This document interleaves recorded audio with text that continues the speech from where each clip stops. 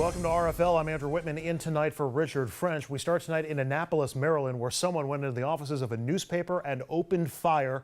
Police say at least 5 people are dead, several others injured. The shooter reportedly in custody.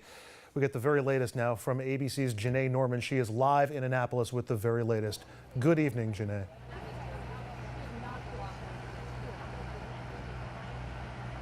In just the last few minutes, the police chief here confirms 170 people were escorted safely out of the building. They are not identifying the suspect, but describe him as a white man who they say had a long gun following a shooting inside a newsroom. Police and ATF at the scene of a shooting in Annapolis, Maryland, at the Capital Gazette newspaper. There are 5 fatalities that we know of. There are several other persons that are gravely injured. You could see people evacuating, hands raised above their heads, law enforcement working to clear buildings nearby. Phil Davis, a reporter at the Gazette, tweeting, "There is nothing more terrifying than hearing multiple people get shot while you're under your desk and then hear the gunman reload." Maryland Governor Larry Hogan on Twitter urging people to stay away from the area. So far, authorities saying they have no motive for the shooting. It tells me there has to be something in reference to the newspaper. I would look at what they have recently published, in particular today. Is there something in an article or an editorial that would lead them potentially to someone? Did the shooter actually say something before he committed to shooting? It may also give them some insight as to what the motivation might be. The Gazette is owned by the Baltimore Sun newspaper. Officers showing up to the Baltimore Sun's newsroom as a precaution, although there was no known threat against that paper.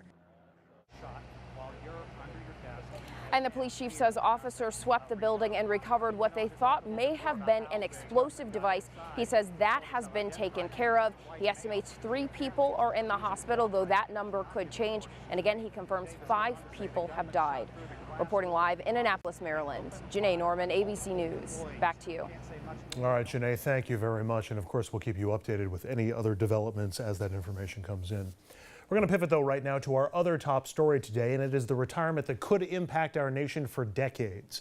Justice Anthony Kennedy stepping down from the Supreme Court after 30 years.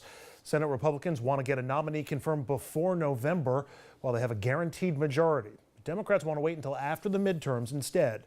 They still have bad memories of 2016. Back then, of course, Senate Majority Leader Mitch McConnell prevented President Obama's nomination of Merrick Garland to the High Court from moving forward until after the election. But McConnell says things are different now. Minority Leader Chuck Schumer, he disagrees. This is not 2016.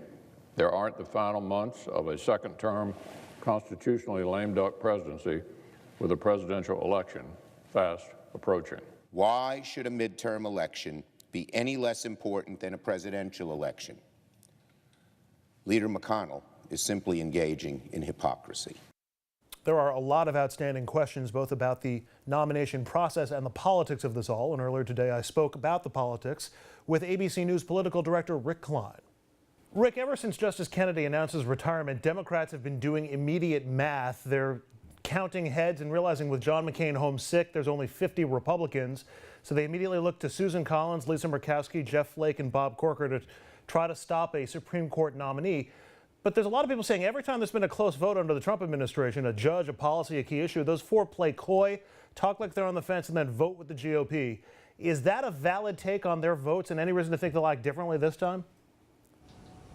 I don't think there's any reason yet to think differently. We'll see who the nominee is, though, because particularly with Senators Collins and Murkowski, they consider themselves pro-choice, and they think it's important to preserve Roe v. Wade. So if it's someone who comes in and says that he or she is willing to overturn Roe v. Wade or eager to, as President Trump has indicated he wants his court nominees to be, then I think that might change the equation. But my default position on this is that President Trump is going to get his pick because he has the votes. 50 to 49, it may seem like a very slim majority, but in these partisan times that might be enough. Plus, you have several red state Democrats who are definitely going to be under pressure to support President Trump's pick. 3 of them even voted for Justice Gorsuch last year.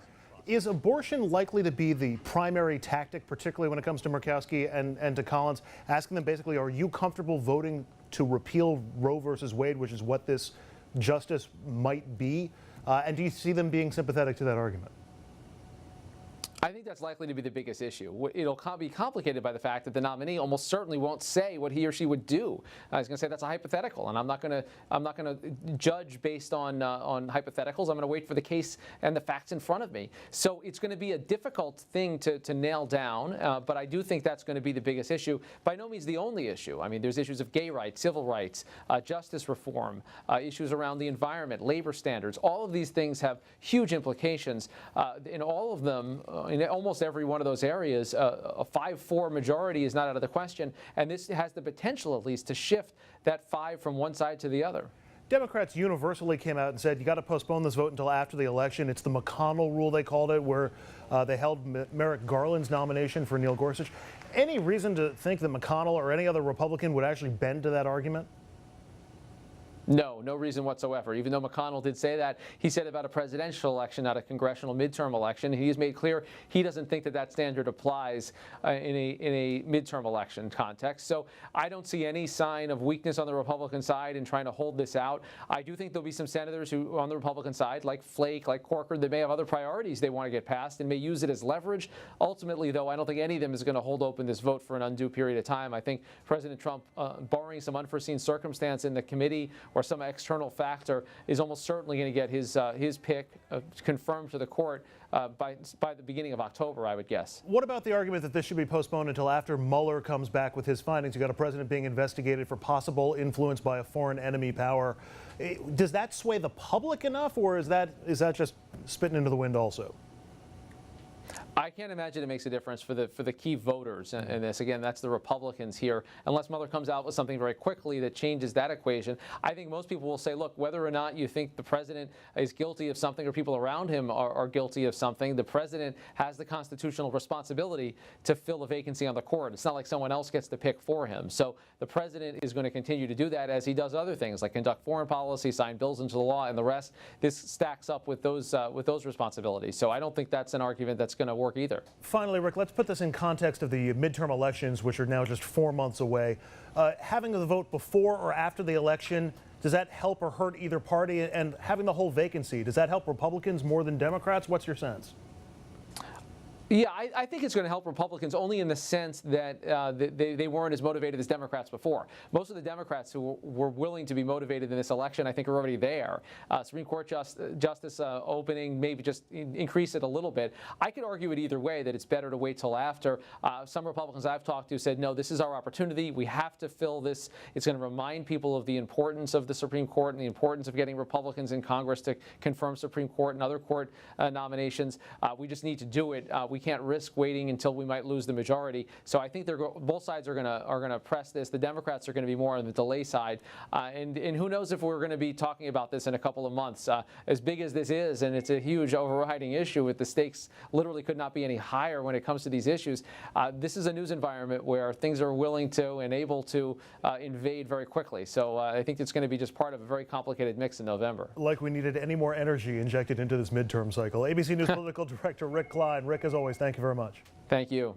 Let's keep the conversation going as we introduce our panel to look at the political aspects of the Kennedy retirement. Richard Brodsky is here. He's a former Democratic New York State Assemblyman from Westchester and a professor at NYU. Other side of the table, naturally, if Richard's here, then conservative strategist Bill O'Reilly must be here as well. He is the communications director of the Molinaro gubernatorial campaign and works with the November team as well. First of all, Bill, even though you're not a Trump guy, I'm assuming you're over the moon about the opportunity to appoint another conservative Supreme Court justice? Yeah, I mean, this makes good on a lot of Republicans that said they could stomach Trump if they could get 2 picks. And here they got one. There's no guarantee of that. This is a big deal to Republicans and conservatives. You're cheering the fact that abortion is going to be illegal, that the Voting Rights Act is going to be gutted, that unions are going to lose power. This is something to celebrate. I'm cheering all those decisions on the federal level. State level is a different thing. I'm a federalist guy. I think that I'm cheering a more conservative court. I mean, yes. I believe honorable people can disagree on these things. Yeah. But you're glad that Roe v. Wade is likely to be overturned. We'll see if it is. I didn't ask you that. Yeah, I'm pro-life, so it doesn't kill me. I think that New York State will stay in play. Richard, is there anything Democrats can do to stop a nominee who's been named by the president? I mean, they need to flip one Republican vote. You asked it wasn't precisely correct, because let's assume that a Republican senator is not well enough to attend the sessions. Right. Well, Let's assume that for now. Well, let's assume that takes them to 50. That means that Democrats need to convince one Republican to vote no. Let's assume that a retiring Republican who has a particular concern about the nominee doesn't have to worry about the politics of it. Let's assume that some of the women are Republican. Wait a minute. The answer to your question is Democrats alone can't do anything. Okay. I guess my question there is because Flake and Corker have a history of saying, well, maybe I'll object to that, and then they don't. And Collins and Murkowski have a history of saying, well, maybe we'll, and then they don't. Sometimes they don't. Sometimes they do. The question you put was, can the Democrats flip somebody? The answer to that's no. And there's nothing they can do themselves. And there's nothing to do themselves. But there may be issues of principle for varying Republican senators that cause that senator not to support the nomination. You also might get, I mean, there's 4 Democrats that voted for Gorsuch, so you may get Democrats to come over. I thought it was 4, but maybe it's 3. Manchin, Heitkamp, and I'm missing one. I thought there was a 4th. Okay, Donnelly in 3. Indiana. But there are Democrats that may come over. I mean, it's midterms. Mike Lee. He's a Republican. I'm sorry, not Mike Lee. Yeah, those are the 3 who voted for Gorsuch. Robert Lee. Robert E. Lee, exactly. They're all on the ballot this fall. They're all in Fits states you. that Trump won by 20-plus points. So that's a lot of pressure on the 3 of them. Politically speaking, in order to impact the midterm elections, Bill, and I assume Republicans are going to benefit from this opening more than Democrats are, just in terms of voter enthusiasm. Should the vote happen before the election or after the election? And which party would it help more in which position? I would do it before.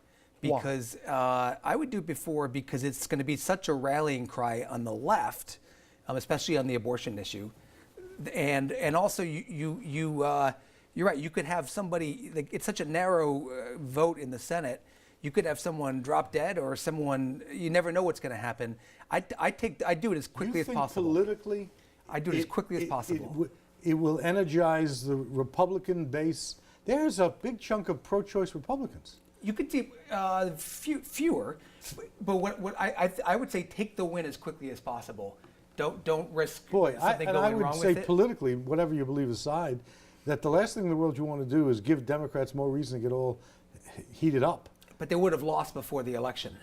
I'm thinking give Republicans. You could argue it either way. You could see it either way. But I would do it before the election. I just figured the Democrats were already energized and having the vacancy on the bench. There's no such thing as energized enough in one of these situations. But that the opening on the high court now gives Republicans that energy that they were looking for. The Republican electorate is split, and it is not uniformly anti-choice.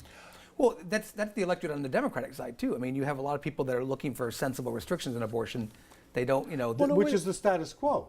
Which, yeah, it's actually not Roe v. Wade. It's Planned Parenthood. Casey is the prevailing law. Right, but it's Roe v. Wade, which is going to be the subject of the hearings. But hang on, the vacancy from Scalia was one of the big driving issues for Republicans who supported Trump in the 2016 election. The fact that the vacancy was still out there. We need to win this so that we can fill that vacancy. And Republicans were motivated in 2016. Right.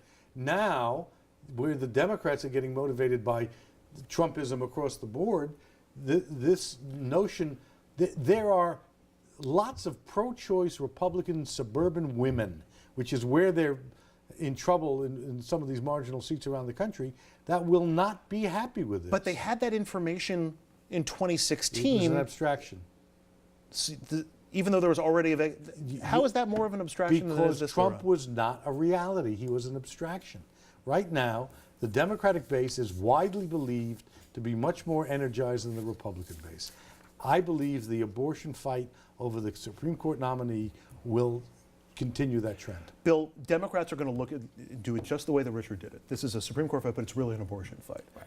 Republicans aren't going to see it that way, are they? Is it going to be an abortion fight, or is it just going to be a conservative justice on the court? It's going to be a conservative justice on the court fight. I mean, for a small segment, it'll be an abortion fight, and there's always a segment on both sides that have been fighting abortion since 1974. No. The Republican anti-choice group is going to crow about this and make it clear. There is one thing to be watching here, and that's John Roberts. There is a history on the Supreme Court of ideological justices moving when the institutional interests of the court need that. John Roberts was the deciding vote in approving Obamacare. Mm-hmm. Just like Hugo Black, after the death of Frankfurter, became a much more conservative figure on the court. If this isn't over, even if they appoint a nominee, and a lot depends on how crazy a nominee Trump actually appoints. Bill, very quickly, Richard says it's not over. I kind of feel like it is. What's your take? No, I think it's over. I would take, to answer your first question, I would take the victory, give the shot at B12 to the Republicans going into the midterms, and deflate the Democrats on it going into the midterms. All right, up next, pro-choice groups are worried that Justice Kennedy's retirement will put abortion rights in jeopardy. Somebody from Planned Parenthood joins us next to explain their concerns.